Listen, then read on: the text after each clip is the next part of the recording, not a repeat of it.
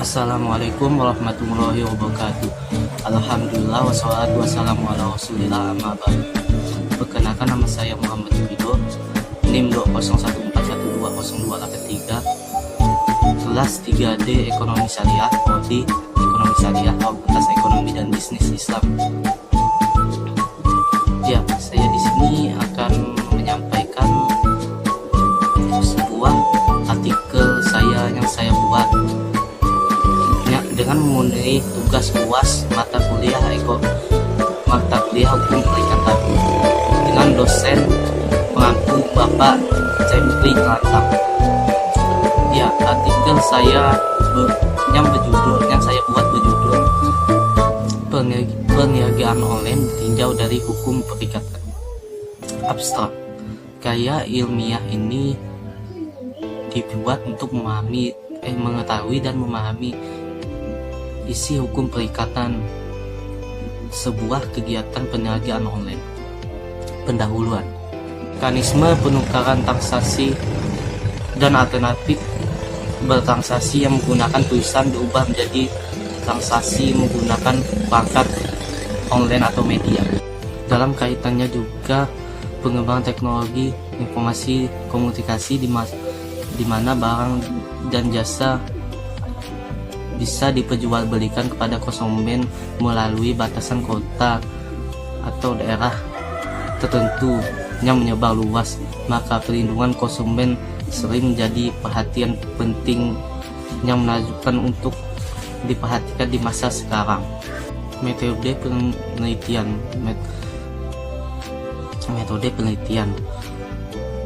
pengumpulan data yaitu menelaah dan mengkaji jurnal dan karya ilmiah yang didapatkan di media online. Literaturnya berkaitan dengan materi yang ditelaah. Menganalisis data normatif berkaitan dengan bahan, khususnya bahan pustaka menjadi sumber penelitian ini. Pembahasan 1. Istilah hukum perikatan menurut Undang-Undang Hukum Perdata. Di dalam buku 3 KUH Perdata mengenai 3 asas pokok dalam mewujudkan dan mengerjakan sesuatu atau sebuah perjanjian.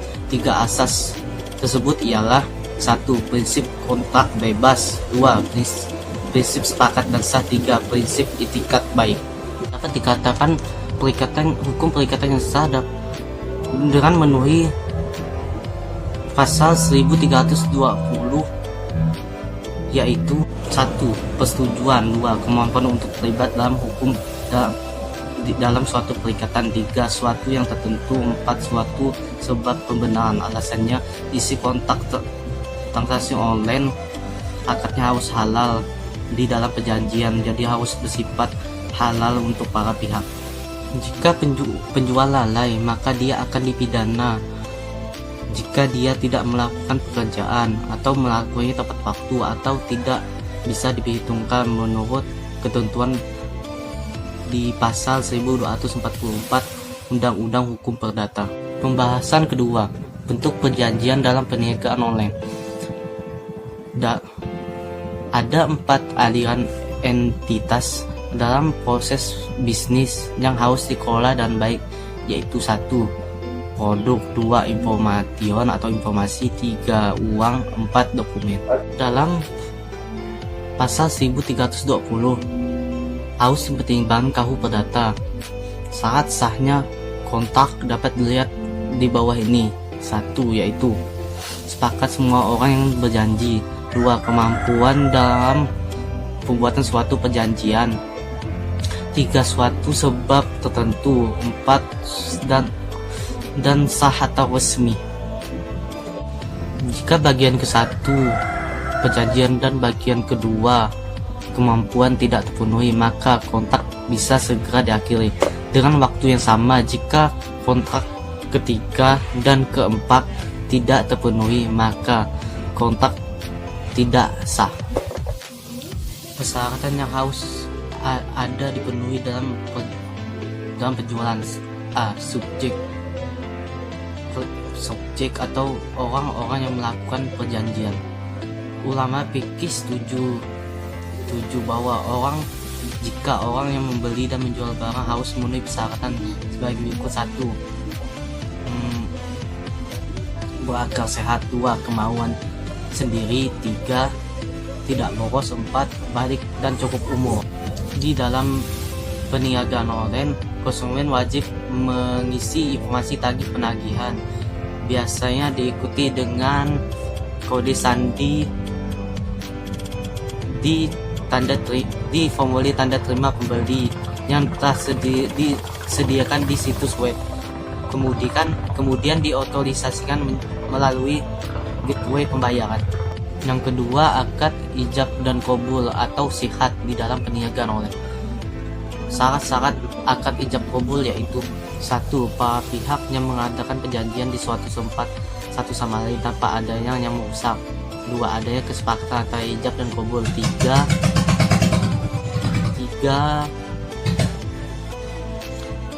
Tidak terlibat dalam objek apapun, misalnya kata-kata. 4. Tidak menepati masa, misalnya penjualan sementara. Metode sihat atau kontak dapat dijalankan dalam beberapa cara, yaitu: 1. Akad dengan pengucapan. 2. Akad dengan penulisan. 3. Akad dengan perbuatan. 4. Kontrak atau akad dengan tanda. Adapun persetujuan antara ijab dan kabul dalam perniagaan online yaitu: A. Persetujuan dan kejelasan. B. Persetujuan dengan kesesuaian. 3. Menunjuki kehendak atas kemauan para pihak yang terikat. Persyaratan yang ketiga adalah bentuk transaksi atau produk yang diperjualbeli. 1. Barang atau produk murni, dalam artian barang yang diperdagangkan bukan barang yang kotor atau barang yang terlarang dalam Islam. Jadi harus barang yang halal dan bersih. Kedua, bisa bermanfaat. Ketiga, adanya seseorang yang menjualnya. Keempat, bisa dipindah tangankan atau diserah terimakan. Kelima, Anda bisa mengetahui produknya. Keenam, saya memiliki produk yang saya perdagangkan. Transaksi online dapat dikategorikan sebagai berikut: 1. Perkara harus niaga, mengistilahkan memenuhi persyaratan piawai yang telah ditetapkan oleh dan syarat yang telah ditetapkan oleh syariat Islam, seperti barangnya halal, tidak mengandung unsur kemaksiatan seperti minuman keras, dan barangnya harus bernilai dan bermanfaat bagi umat manusia, jelas bentuk dan fungsinya, dan ketentuannya bisa diajukan pada waktu yang telah disepakati. 2. Perjanjian yang melanggar syariat Islam itu ilegal dan tidak memiliki kewajiban sendiri. Perjanjian yang melanggar syariat Islam itu batal demi hukum. Pembahasan yang ketiga yaitu perlindungan konsumen. Perlindungan konsumen ditinjau dari pasal 1 ayat 1 UU 08 tahun 1999 berkenaan dengan pernyataan perlindungan konsumen. Perlindungan konsumen adalah segala upaya untuk melindungi konsumen, segala upaya untuk menjamin kepastian hukum dan melindungi konsumen. Hak dan kewajiban konsumen yang telah tertuang di pasal 5 UU PKA. Yang A itu keamanan dan keselamatan, membaca dan mengikuti prosedur penggunaan barang dan jasa. B. Harus beritikat baik. C. Bayar mengikuti kadar yang telah disepakati dalam kontrak. Yang D. Melanjutkan dengan mengikuti sengketa perlindungan konsumen dengan benar.